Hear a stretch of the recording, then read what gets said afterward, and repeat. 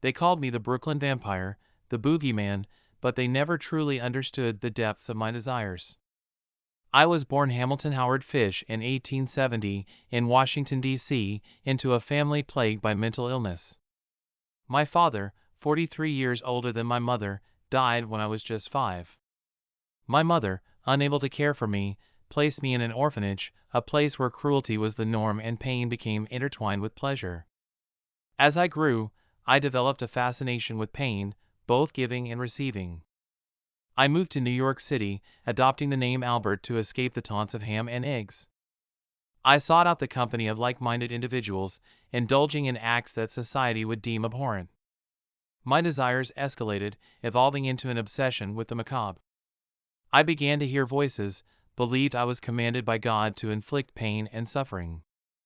I targeted the vulnerable, the young, the innocent, luring them with promises of work or treats. Once in my grasp, they became subjects of my twisted fantasies. In 1928, I answered an ad placed by the Budd family, seeking employment for their son. I met young Grace Budd, a delicate girl of 10. I convinced her parents to let me take her to a party. Instead, I took her to an abandoned house, where I committed unspeakable acts.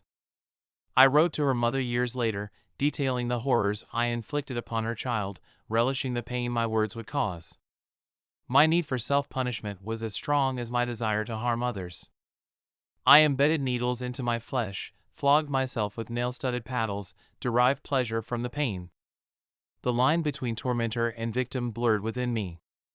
The police apprehended me in 1934, after tracing the letter I sent to Mrs. Budd. During my trial, I reveled in recounting my deeds, showing no remorse.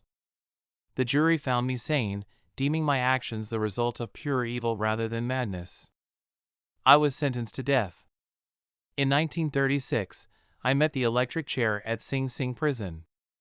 I faced my end with the same calm that had carried me through life, perhaps even anticipating the pain that would come.